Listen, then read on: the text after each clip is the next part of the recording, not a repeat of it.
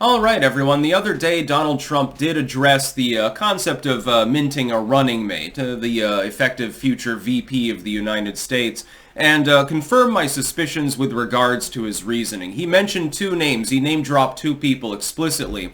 This is only part of the short list. I'm sure that there are other people on it. The names that he dropped were Kristinoem, of course, female candidate, and Timscott. And this conforms to exactly what I suspected would be sort of his ethos behind finding a running mate.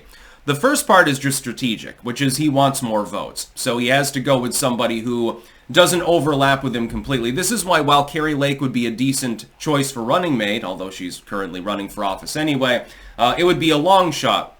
Kari Lake wouldn't bring anything new into the fold. She's core MAGA. So while she might like the position, and I think that Trump likes her on a personal level, that would be a long shot. I said that Trump is most likely to choose either a charismatic female or a non-charismatic male. Those are the two things that would be most likely. Charismatic female, Kristinoem would be on the list. Tulsi Gabbard would be on the list. Certainly Kari Lake, although again, that doesn't bring anything new into your coalition. Elise Stefanik, somebody like that.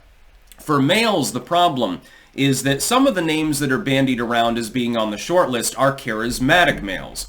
And a charismatic male, Trump doesn't want them very long on stage with him. You can see the body language when Vivek Ramaswamy, by the way, endorsed him for an example. Chris Christie would be an example. You can't say that he's not charismatic when he gets into a heated debate. It's just that all other times he's a little bit of a bumbler, but when he's in a debate, he's definitely charismatic. I think that played a role in his souring on Trump post 2016. When he had endorsed him, he stood on stage for 10 minutes and then he was shuffled on his merry way. By the way, I still hold to my belief that Chris Christie likes Donald Trump. I think that was a little bit of a game on their part. Whether it was organized or not, I can't tell you.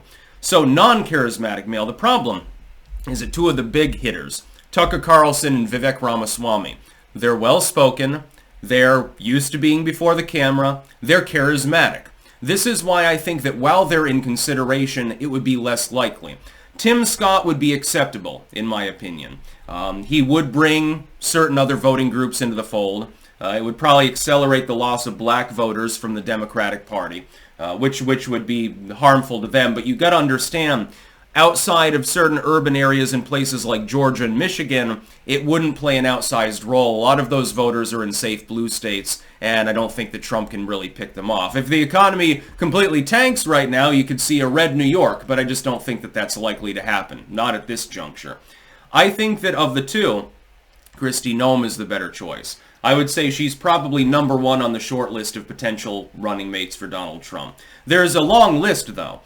You've got her, Tulsi Gabbard, Kari Lake, Elise Stefanik, Timscott, Tucker Carlson, Vivek Ramaswamy, etc., etc. You've also got the possibility of someone who you've never really heard about. Most people did not know who Mike Pence was before he was put in as running mate in 2016. Which, by the way, was a mistake. Mike Pence was not a particularly good choice. I mean, he managed to win, but then in 2020, you see how Mike Pence operated, and in the long run, I think that my original judgment of him was completely right. I'm glad that he dropped out, by the way, and has been basically forgotten. Nobody other than me even remembers that Mike Pence ever goddamn existed for any purpose other than insurrection bullshit. I think that you could do better than Kristinoem. There are a number of other people that I think would be more effective. I would say, honestly, I would choose Tulsi Gabbard over anyone else if I were Donald Trump. Young. I know that Kristinoem is fairly young too. Female. That's important. Former Democrat. Has a lot of independent voter support from the left independents. I think you'd fucking clean the table. She's very well-spoken. Military background. That's important. And we discussed that actually when I was on Timcast IRL. Tim brought it up. I agree with him. The concept is when Trump comes in, he's going to have to reformat the whole fucking military. Having someone who was actually in active service would be a big boon for that, especially for that voting bloc. Veterans, family and friends of veterans, etc., soldiers. You couldn't do better, I think, than Tulsi Gabbard. Kristinoem would be, though, a second choice among female contenders. And while I would love to see Vice President Tucker Carlson because the left's heads would literally explode. Like smoke would be coming out of their ears, their pussy hats would be so overheated they would ignite, their hair would burn off, and they'd get all fucked up. I just don't think it's likely. I hold to my prediction. It will be either a charismatic female, so female that has a good stage presence, is well-spoken, etc. It can run rings around the journos. Again, Carrie Lake, Tulsi Gabbard, Kristinoem, they all can do that very easily. Elise Stefanik could easily do that too. Charismatic female or a non-charismatic male. The male would have to be in the background because Trump does not want any competitors up on the stage that have a penis. He's not interested in that. He is the big Don in the corporate boardroom. But he has no problem with having a very outspoken, well-spoken, charismatic, head upright, I'm going to talk down to you, female. We've seen this before. If you look at his cabinet, what did he stack it with? Largely unassuming males who would be second fiddle to him if they're in the room with him. Everyone's focused on Don.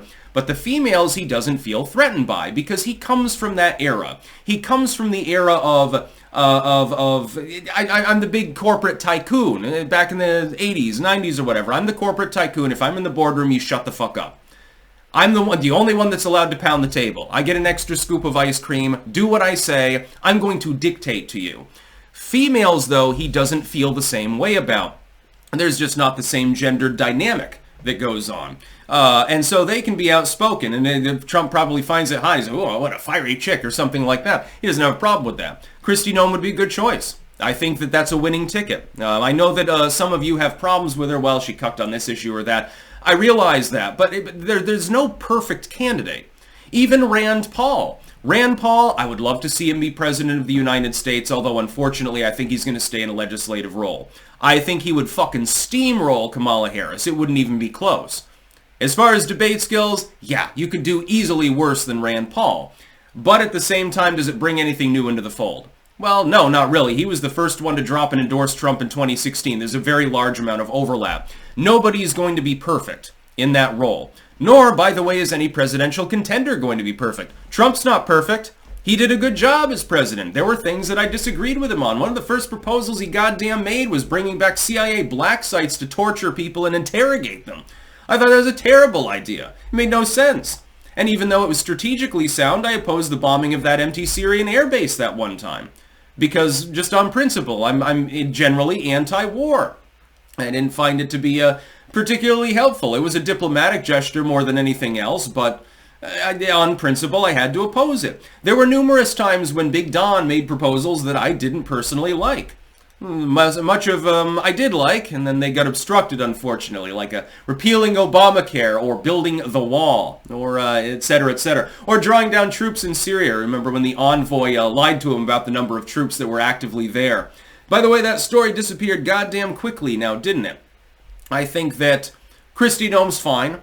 Timscott would be okay. I don't have a problem with him. He would fit the bill and bring in new voters. I can't really get aboard in the hard sense with Timscott. Kristinoem, I think, would be better. My number one pick, if I had to choose who Trump's running mate would be Tulsi Gabbard. I genuinely believe that. I know that some of you will say, well, she's actually still a liberal.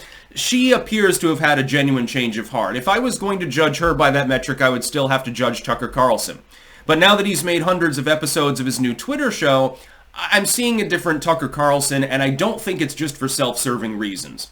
I genuinely believe that these people have seen the light to an extent. Do I agree with them on all issues? Do I think they're perfect? No. Again, there's nobody in politics that I think that about. Even if I ran for office, I wouldn't look at my own record and think that I was perfect.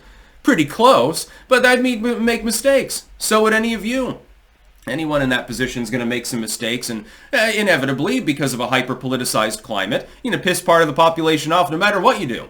You lowered taxes, somehow you managed to piss people off because you didn't lower them enough, or you didn't lower them in the right way, or you lowered them for a socioeconomic block that the person isn't part of and they feel like they're cheated or something like that. You look at Trump's tax proposal, it lowered taxes for more than 95% of Americans. But half the population thought it was a bad idea, even though their taxes declined. They paid less money to the fucking government. They still opposed the plan. So anyway, my suspicions were right. If these name droppings are any indicator, he's going to go with a charismatic, well-spoken, very upright, combative female, or he's going to go for a mildly unassuming male who will mainly stand in the background behind him and won't steal the limelight. That's about all. Peace out.